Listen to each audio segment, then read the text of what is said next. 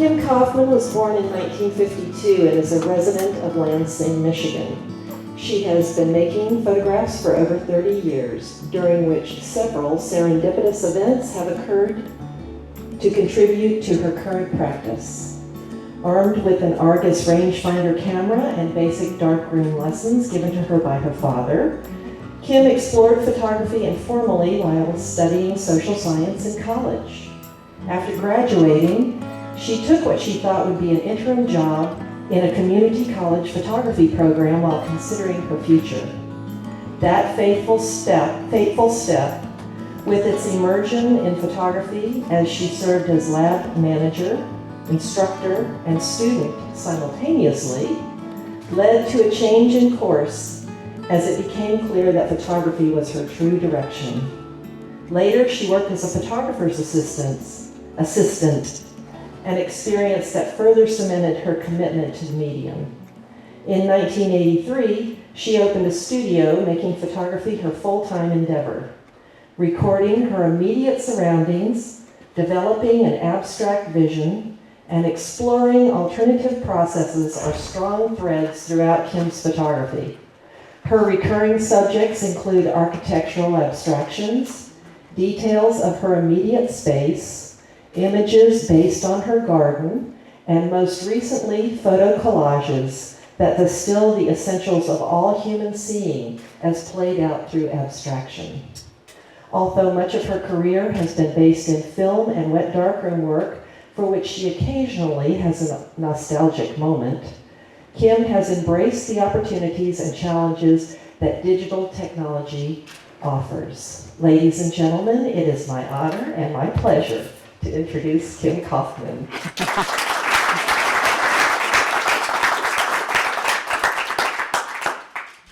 All right. Tracy, that was great. Thank you so much. And I'd like to start by lights.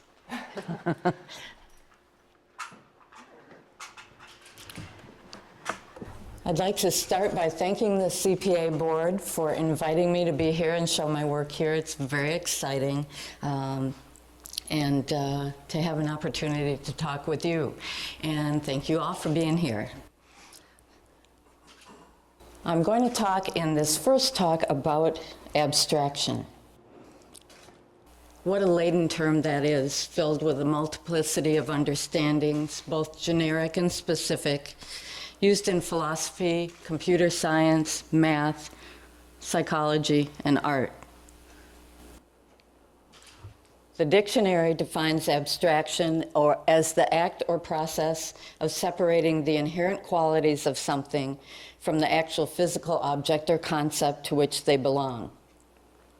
My working definition for abstraction in photography is really a continuum, moving from the highly descriptive and specific recording of a subject, an act for which photography is ideally suited, to a more generalized distillation of the essentials of the chosen subject. This definition opens the door for an array of interpretations. One could say that all photographs are abstractions. The simple act of putting a boundary around the scene in front of us via our camera viewfinder moves the subject from its original context.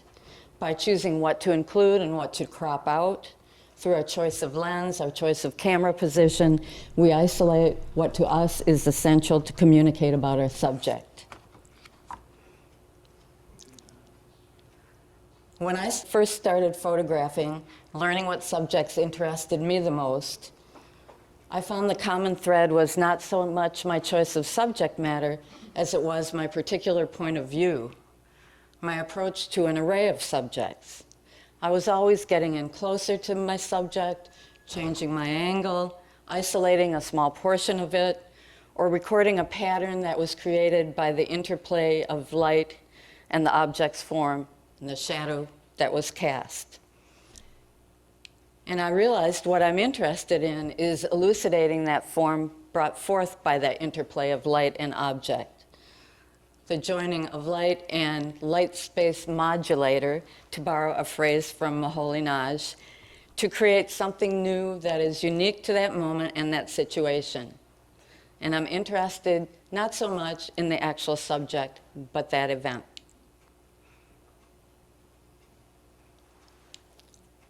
In these images that I'm showing you, made from the mid-1970s on, principles of composition that many artists work with are what I really am working with.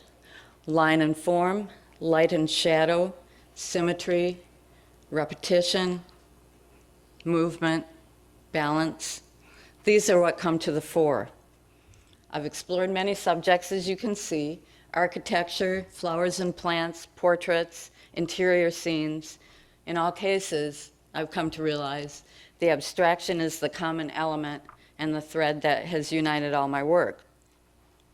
Through abstraction, I discover essential forms within my subjects. And I think these forms are innately linked to how we see, how we organize and understand our visual world. The photographs I make reveal less about the particulars of the subject, more about creating a doorway for contemplation, asking the viewers to move into the photographs or themselves or both. There is a description of abstraction that resonates the most for me by Carl Toth. He was writing about the work of the photographer Frederick Marsh, a particular body of work called Constructions. And he says, by stressing abstraction's role in transformation, Marsh directs the viewer toward a less rationally ordered state of consciousness where object and shadow, thought and feeling, literal and metaphoric meet and interact on equal terms. The viewer is confronted not so much by a complex object as by a complex situation and must therefore find its order or its disorder on his or her own terms. The images presented in this CPA exhibition are from a body of work I began in 2007 called Illumitones. Illumitones evolved through techniques that I've learned and used in other bodies of work. The previous work, called Florilegium and Collaborations, is very colorful and descriptive and mainly botanical in content. The images in all of these bodies of work are cameraless photo collages. Cameraless photographs is usually the question I get. I will explain the process in much more detail in the talk that follows this one, but briefly, the process has two parts. First, I work with a flatbed scanner rather than a camera and lens to record my subjects. Second, I create photo collages from a number of the scans that I make with the flatbed scanner. I keep them archived in a digital library. I work with Photoshop software, and my process is entirely digital. Cameraless imagery and photo collage both have long traditions throughout the history of photography, as early as William Henry Fox Talbot's photogenic drawing that you see here from 1839. My work brings modern tools and techniques to these traditions. After many years of working with botanical subject matter that I still love and come back to from time to time, I felt a desire to return to black and white and the seeming simplicity of abstract, non-representational imagery.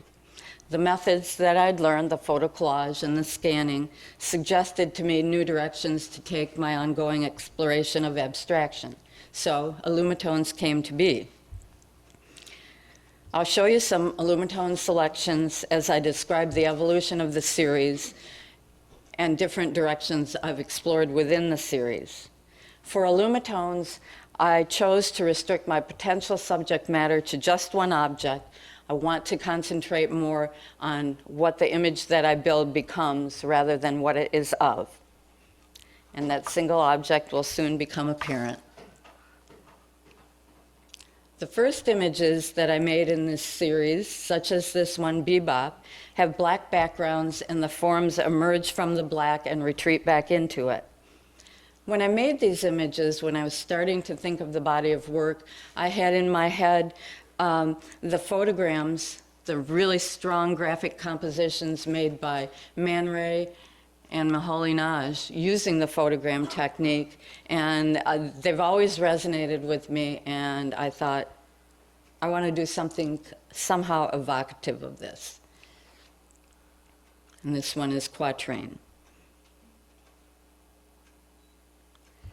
And in a way, I think that the images I'm making working with a scanner are a modern day equivalent of a photogram.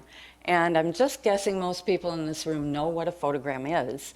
But if you don't, it's the direct recording of an object placed on photosensitive paper and exposed to light without the intermediary of a camera or lens or a negative. That's the same in some ways as a scanner.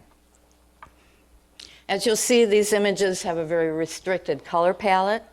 When I make the scans, I scan in full color, but because I'm using a white object and a black background, that dictates the color palette or lack of it. Then I moved on to images such as these next few. This one is called Fugue, and the figures still emerge from a black background, but there's much more color included. When I make the scans in color, some of the areas, even though it's a white object, record with color. And I noticed it would be blues in the shadow areas and warmer colors in the highlights, just like I would expect if I was working with a camera. So I took a cue from this color palette inherent in the scans and sometimes chose to use that as my starting point and embellish it and add color.